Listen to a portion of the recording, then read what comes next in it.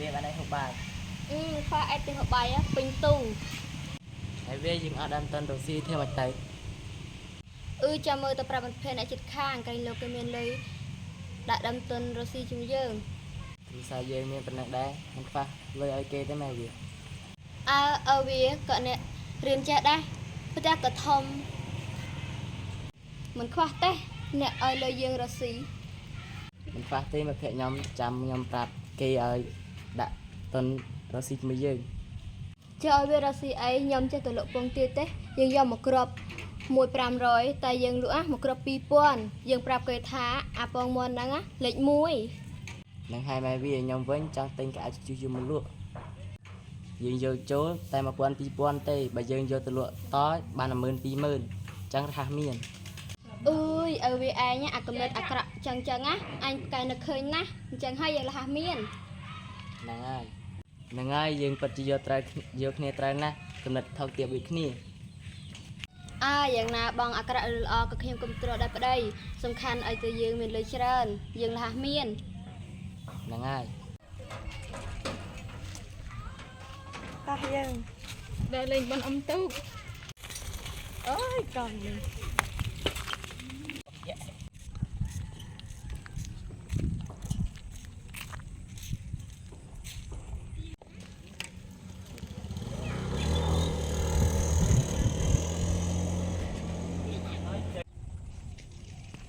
ណាអស់ប្រហែលដែរលេងហ្នឹងមើលទៅ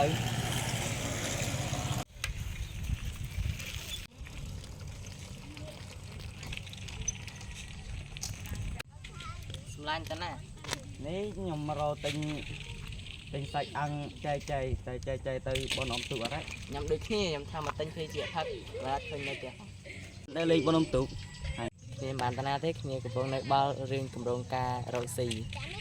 មានគម្រោងការរកស៊ីដែរតែអត់លុយរកស៊ីអីម៉ាក់គ្នាមានគម្រោងយកទីផ្សារមកលក់ដូរកៅអៅចុះចឹងអញ្ចឹងឲ្យមានលុយអត់មាន$1,000-2,000នៅផ្ទះដែរ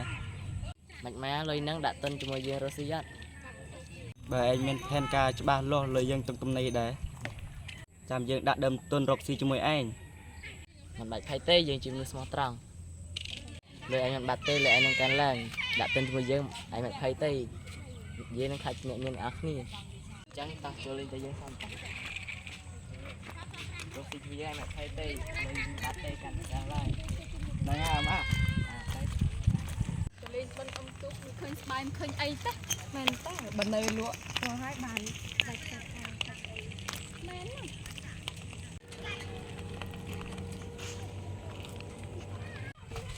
ណាសោះទេយើងមិនដឹងទេឯងអ្នកតោះតើ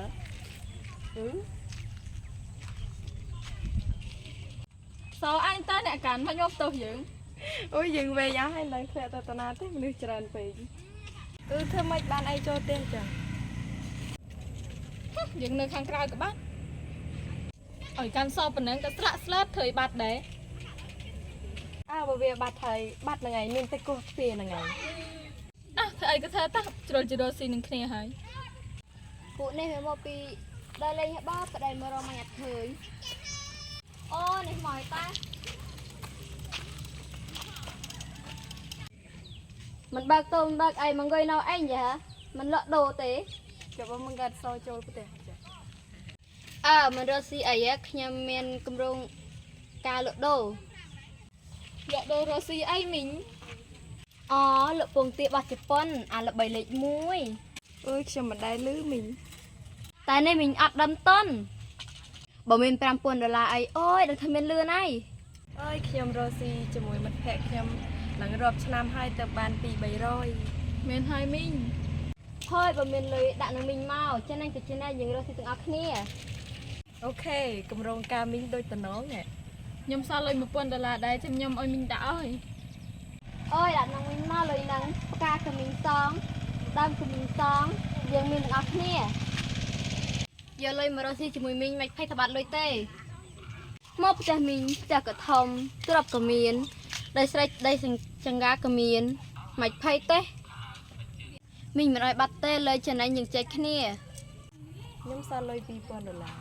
ខ្ញុំក៏មាន$1,000ដែរខ្ញុំដាក់ខ្ញុំក៏ដាក់ ដកលុយសិនចាំខ្ញុំយកទៅឲ្យផ្ទះណាមីងកំធាតែរស់សល់គេមិនទេ ភាពសាច់ជាមួយអាម៉ាក់មួយថ្ងៃហើយលុយយើងឯងមកយកទៅយើងឬយើងយកទៅឲ្យឯងឡៃទេយើងទៅយកទៅឯងព្រោះយើងមិនទៅលេងទៅឯងផង$2,000បូកនឹង$1,000ស្មើនឹង$3,000 $3,000 ក៏ជាលុយខ្មែរ12លានវាប្រងតាណា អូទៅយកលុយណាស្នា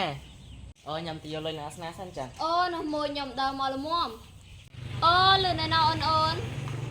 អូយមីងចាក់ដៃអីទៅខុសទៅតែមីងឡើយលុយនេះរស់ស៊ីជាមួយមីងដឹងថាចំណេញហើយថ្ងៃនេះបានលក់បានដូរ តែមីងបាត់ទុកមួយថ្ងៃយកហេងមីងនឹងកាត់លក់អីឲ្យប្រកាស អូយមីងបានលុយហើយស្អែកឯងមីងនឹងដើរលក់ពុកទាក្រភុំ លុយដើមនិងលុយចំណេញបើមីងបានឆាប់យកទៅឲ្យខ្ញុំណាមីង អូយបាទណាចែកស្មើគ្នា អូមីងខ្ញុំទៅវិញហើយចាតែប៉ុណ្ណេះយើងបានចំណូលចេញហើ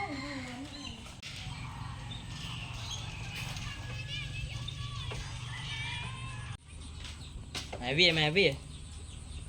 អូវាបានទៅលក់ខោអាវ លក់ថ្ងៃហើយទៅលក់អាដាច់សោះចុះម៉ែវាបានទៅលក់ពងទាសោះ អូយលំមកដាច់ខ្ជិលទៅហើយយើងរកស៊ីមករបស់អីទៀតឲ្យវា អូទិញគោយកមកកាប់យកសាច់អាំងលក់ អូយមិនបាច់ទេឲ្យវានៅទិញនៅកាប់នៅដកសាច់អាំងលក់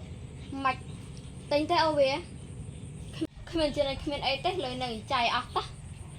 ចាប់បើគេមកសួររកលុយគេយើងបានអីគេ អត់នឹងហើយគេធ្វើអីយើងបរោហើយរំបានគ្មានចំណេញអីផង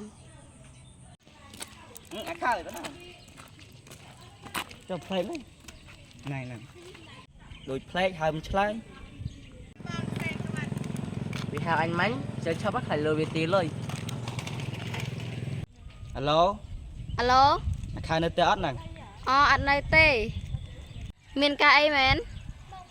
ទីលុយដើមកុំឃើញលុយចំណេញក៏មិនឃើញ គ្មានលុយចំណេញគ្មានលុយចែកឲ្យទេ ចុះលុយខ្ញុំខំរកស៊ីជាមួយ ប៉ុណ្ណេះហើយគ្មានលុយសងគ្មានលុយចំណេញអីឲ្យទេប្រហែលយើងក៏មិននៅដែរ ចុះមិនជីចឹងឡូបាត់ អូយថ្ងៃនេះដឹងតែបានលុយហើយដាក់ឡើងចង់មួយឆ្នាំហើយមែនហើយលុយដើមនិងលុយចំណេញហើយឯងមើលយើងចេះតែឆ្ងល់ហើយចេះតែភ័យមីងគុនធាទេតែមិនដែលលើកសោះមិនអីទេយើងស្គាល់ទេគាត់ថ្ងៃនេះយើងទៅរកគាត់ទៅចាដៃនេះមួយឆ្នាំហើយពេញទៅណាទៅនៅទីមីងគុនធាអើយមីងគុនធាអូយយ៉ាទេមីងគុនធាមីងជំនាញសា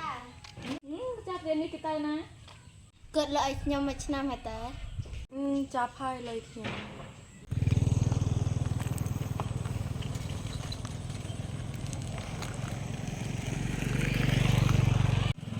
ចាច់មកមីងកំធាននោះទៅតែបានហើយបើទុកលុយរ៉ូស៊ីដាក់អីវ៉ាន់ចំណេញបាត់ប៉ុណ្ណឹង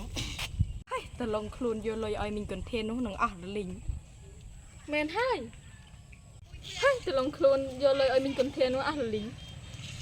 យកលុយទៅឲ្យគេរស់ស៊ីមកប្រឯងដែរតាមានលុយម្ចាស់ចាយយកទៅឲ្យ